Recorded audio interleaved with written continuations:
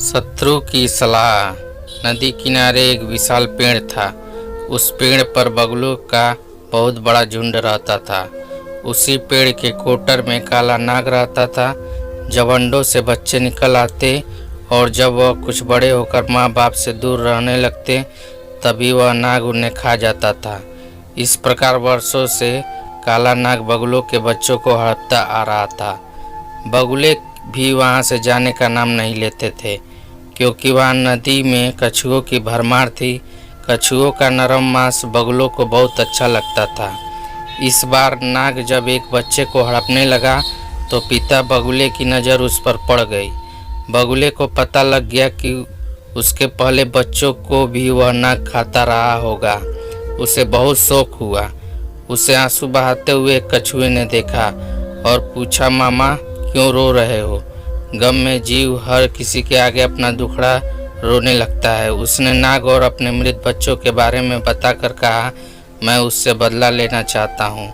कछुए ने सोचा, अच्छा तो इस गम में मामा रो रहा है। जब यह हमारे बच्चे खा जाते हैं तब तो कुछ ख्याल नहीं आता कि हमें कितना गम होता होगा। तुम सांप से बदला लेना चाहते हो तो हम भी तो तुमसे बदला लेना चाहेंगे। बगुला अपने शत्रु को अपना दुख बताकर गलती कर बैठा था। चतुर कछुआ एक तीर से 2 शिकार मारने की योजना सोच चुका था। वह बोला, मामा मैं तुम्हें बदला लेने का बहुत अच्छा उपाय सुझाता हूँ। बगुले ने अधीर स्वर में पूछा, जल्दी बताओ वह उपाय क्या है? मैं तुम्हारा एहसान जीवन भर नहीं भूलूंगा। कछुआ मन ही मन मुस्कुराया और उपाय बताने लगा। यहाँ से कुछ दूर एक नेवले का बिल है। नेवला सांप का घोर शत्रु है। नेवले को मछलियाँ बहुत प्रिय होती हैं। तुम छोटी छोटी मछलियाँ पकड़कर नेवले के बिल में सांप के कोटर तक बिछा दो। नेवला मछलियाँ खाता खाता सांप तक पहुँच जाएगा और उसे समाप्त कर देगा। बगुला बोला, तुम जरा मुझे उस नेवले का बिल दिखा दो। कछुए ने बगुले को नेवले का बिल दिखा दिया। बगुले ने वैसे ही किया जैसे कछुए ने समझाया था। नेवला सचमुच मछलियाँ खाता हुआ कोटर तक पहुँचा। नेवले को देखते ही नाग ने फुंकार छोड़ी। कुछ ही देर की लड़ाई में नेवले ने सांप के टुकड़े टुकड़े कर दिए। बगुला खुशी से उछल पड़ा।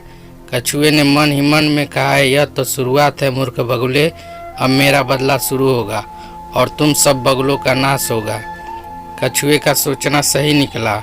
नेवला नाग को मारने के बाद वहाँ से नहीं गया। उसे अपने चारों ओर बगुले नजर आए। उसके लिए महीनों के लिए स्वादिष्ट खाना। नेवला उसी कोटर में बस गया जिसमें नाग रहता था और रोज एक बगुले को अपना शिकार बनाने लगा। इस प्रकार एक एक करके सारे बगुले मारे गए। सीख, शत्रु की सलाह में उसका स्वार्थ छिपा होता है, इसलिए शत्रु पर कभी विश्वास नहीं करना चाहिए। अगर आपको ये कहानी अच्छी लगी हो तो लाइक और सब्सक्राइब करें। धन्यवाद।